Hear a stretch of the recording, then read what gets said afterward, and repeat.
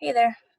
Today I am going to do an introduction to enzymes and also talk about some vitamins and minerals to some extent. So, catalysis refers to the act of on something by a catalyst, and enzymes are biological catalysts. What they do is they are able to speed up chemical reactions in our bodies to make our bodies function the way that they're meant to.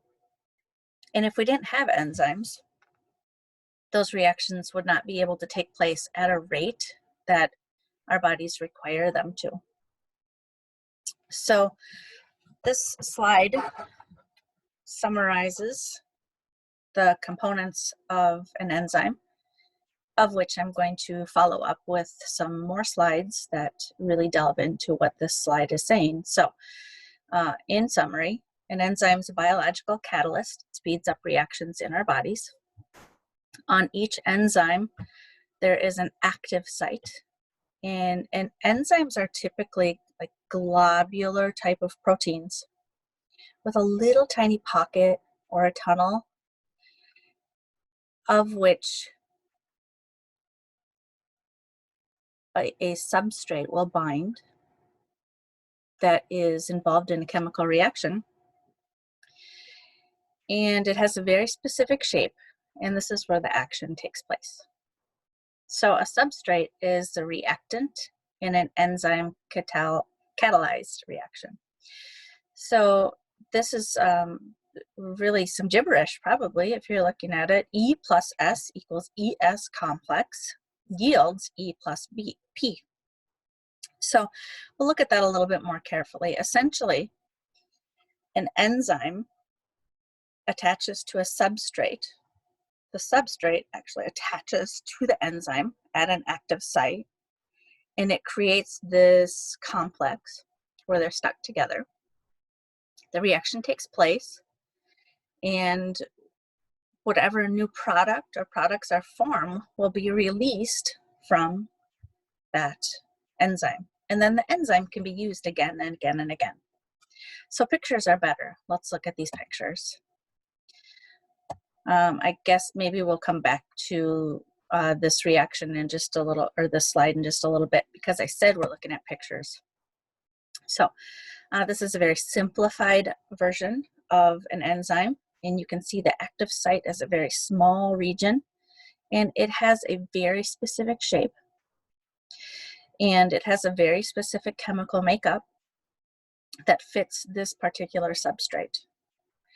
And this is more of a, you can see the irregular shape. It's more of a, what the thing would actually look like if we were able to zoom in on it. If this is the whole protein of which enzymes are, there's a small region here in which we can bind a substrate, and even within that region at that active site, there's only a small spot right here where the reaction is taking place. So the substrate has to kind of dock in place. The active catalytic site is a location that reduces the chemical activation energy, which means that it will not require as much energy as it would for that reaction to take place if there were no enzyme. Which brings me back to this slide. So again, a biological catalyst speeds up the reactions in our bodies, and the way they do this is by lowering the activation energy. So I want you to visualize this. We have some sucrose, which is table sugar, and in order to break down the table sugar in our bodies, it does not require as much energy as it would to break down the table sugar in our if the table sugar were sitting in a bowl on the table. So it's not going to react just sitting there on a bowl on the table. Now, if we put it in a pan and add a lot of energy, we can start to caramelize the sugar, and we can get beyond the amount of energy required to essentially burn the sugar to produce carbon dioxide, water, and energy. Now, this happens in our bodies, but doesn't require as much energy in our metabolism. So there is an enzyme that works on sucrose. Actually, there are a few of them, and it allows the sucrose to attach to its bonding site.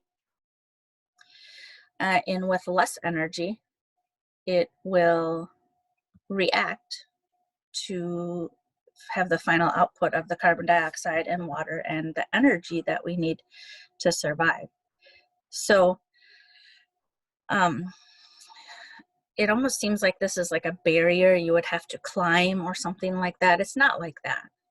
It's just a visual representation that to break down the sugar in our body with the assistance of enzymes, it doesn't require as much energy than if we were to not use enzymes at all. So we say that it lowers the activation energy. Not as much energy needs to go into making that reaction take place. So again, that action is at the active site where the substrate binds. And just repetitiveness, which you know that I like, what fits into the active site, it is called the substrate. Now, it can be something bigger that the enzyme breaks down into smaller things, or it can be made of smaller things and come together to make something bigger. So here's an example of, we have two separate things coming in and fitting into that spot, and we refer to them collectively as the substrate. Once they're all docked and situated, this is referred to as an enzyme substrate complex. That catalysis starts to take place, which means the enzyme is encouraging the reaction to take place, and we have our product. You can see that it was originally two things here, but now it's one. And this is called an enzyme product complex. And then that product is released, and the enzyme is ready to go for another one, another substrate to come in. And this can happen again and again and again and again. And we only have so many enzymes in our body, but they can get reused repeatedly. And this is an example where we're starting with a larger substrate, and it is docking onto the enzyme. It's attaching itself to that active site, that bonding site, and the reaction starts to take place. While it's still in place, we have our two new products, and then those two products get released, and that enzyme can be used again and again. So again, we can take smaller things and make them into larger molecules, or we can take larger molecules and break them down into smaller things. And this is essentially how enzymes work. So there are two highly desirable properties of enzymes. And the first one is what we already talked about. They make biological reactions go fast in our ordinary body conditions. We wouldn't be able to survive what it takes to break sucrose down in our bodies, because our bodies couldn't handle that temperature. It would kill us. And then the second thing is something called specificity. I will probably say this wrong, because that's a hard word to say. But specificity means that enzymes are substrate specific. And some enzymes have an extremely high degree of specificness. And catalase is an example of that. Catalase is an enzyme in our body that its role is for one thing, it breaks down the hydrogen peroxide in our bodies that is a byproduct of our metabolism. Hydrogen peroxide is toxic. So we don't want that toxic substance in there, so the catalyse breaks it down immediately. You can actually see this reaction take place if you put hydrogen peroxide on a small cut or scratch and you see the bubbling taking place. It is the catalyse in your body that is breaking down the hydrogen peroxide. And but before it can do that, since hydrogen peroxide is toxic, it will kill any bacteria or viruses that might be on that wound. Thrombin is another enzyme that breaks down peptide bonds. So it breaks down chains of proteins into smaller components, but it's so specific that it will only break a peptide bond next to the arginine amino acid. So it's so very specific. Some enzymes are less specific and they'll act on families.